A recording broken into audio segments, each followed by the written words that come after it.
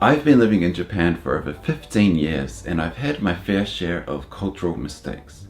However, nothing compares to that one time I brought my wife flowers. Kia ora koutou, I'm Tim Bunting, the Kiwi Yamabushi, and this is one of my most unforgettable moments in Japan. If you've ever tried to navigate another culture but failed spectacularly, well, you're in good company. But flowers? That universal gift that says I love you as well as it says I'm sorry? You'd think flowers were harmless, right? Not quite. Let me introduce you to the chrysanthemum. Beautiful, edible, imperial, and cursed. Granted, I had only been in Japan for about a year by this time, but I decided to get some flowers for my wife to apologize for something. In New Zealand, you go to the supermarket and they have florists right at the entrance usually, and you can just buy some flowers there while you do your weekly shopping. However, when I went to the supermarket here, they had the same flower section, and I found some flowers that I thought looked nice, and they just happened to be chrysanthemums. They were yellow and white, and I thought they were pretty, so if I gave them to my wife, perhaps she would be happy and say something like, apology accepted. However, once I did actually give them to my wife, she looked at me with a blank stare on her face and she was like, "Are you serious? These are flowers for funerals." What? Japan has flowers for funerals? Why did nobody tell me this? Who would have thought flowers could be so evil? Chrysanthemums seem innocent, right? You see them on passports, official documents, not to mention the imperial seal is a chrysanthemum. The imperial seat is called Kiwi in Japanese, but we call it the chrysanthemum throne in English. And the highest merit you can receive in Japan is called the Order of the Chrysanthemum. And there are many types that have cute names as well, like anemone chrysanthemums, spider chrysanthemums, or pom-pom chrysanthemums. They have colourful, dainty petals which make them perfect for decorations, and also they have the word mum. What's not to love? However, in Japan, for some reason, they also mean death. You'll see them at cemeteries, memorial altars, funeral services, but just giving them to someone casually, especially someone that you love, not such a good idea. Chrysanthemums are hardy flowers that bloom in and around autumn, a time when many other flowers have already given up the ghost. Not only that, chrysanthemums bloom for quite a long time, up to 8 weeks in some cases. This gives chrysanthemums an association with longevity and rejuvenation, the yin to cherry blossoms yang, if you will.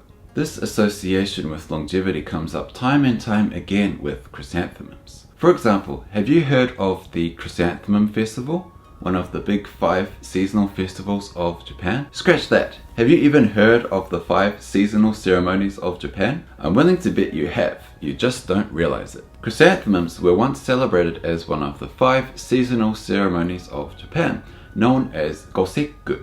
You probably know a few of these already. March 3rd is Dolls Festival, or Girls' Day. May the 5th is Boys' Day, or Children's Festival. And July 7th is Tanabata, the Star Festival.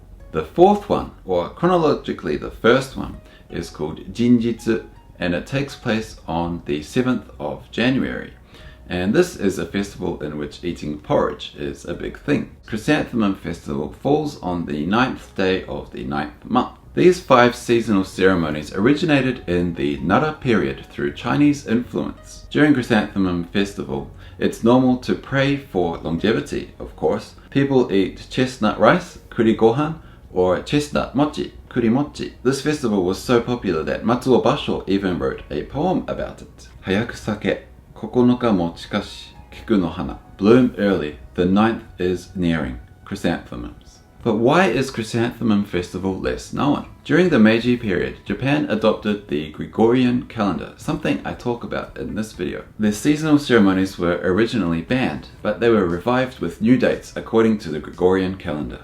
However, Chrysanthemum Festival didn't transfer so easily. The 9th day of the 9th month on the older lunisolar calendar fell on October 11th in 2024. However, in 2025, that date is October 29th. To make matters worse, chrysanthemums don't bloom by the 9th day of the 9th month anymore, which is a possible reason for its decline. So on one hand, chrysanthemum is deeply revered. It has an association with longevity and rejuvenation. But on the other hand, it's what you give the dead. And this dual symbolism is what makes it such a trap. So you probably don't want to give chrysanthemums as a gift, but you know what? People do eat them. Chrysanthemums are edible if you soak them in, for example, sweet vinegar, soy sauce, or sake, and they can be battered and fried as tempura as well. Yamabushi, such as myself, also sometimes have them in naorai, which is the celebratory meal after our Shugendō, Yamabushi training. Traditionally, they are a medicinal herb said to ward off evil. There is an old wives' tale that says if you drink water near chrysanthemums, it helps promote longevity. So I get that chrysanthemums are associated with longevity and rejuvenation, but why are they associated with funerals? There are a few theories for this. One is that chrysanthemums are elegant and dignified, much like the Japanese emperor or the Imperial family. Chrysanthemums smell like incense and are long-lasting. They're easy to grow, and you can get them pretty much any time of the year. Chrysanthemums also don't have prickles, which makes them great for Buddhist offerings. The white color of chrysanthemums symbolizes purity and mourning. Now, I have heard that it's fine to give chrysanthemums as a gift. It's just that the ones that I bought at the supermarket were specifically for funerals. But if you're new to Japan or just trying to impress someone, I would say to avoid them, especially ones that you buy at the supermarket. Chrysanthemums are everywhere in Japan. I mean, they are the imperial symbol after all. But they're also edible, sacred, and a staple at funerals. That's a lot for one flower, don't you think? What about you? What cultural misunderstandings or mistakes have you either seen or done in Japan? I'd love to hear from you so I know that I'm not alone. If you want more stories like this from rural Japan, check out kiwiyamabushi.com for the Kiwi Yamabushi newsletter. For more from rural Japan, check out this video where I explain 5 things that the mountains of Japan, or mountains in general, can teach us. Or for something completely different, check out this video where I enter a Japanese coffee brewing competition. I'm Tim Bunting, the Kiwi Yamabushi. Ka kite ano, and I'll see you next time.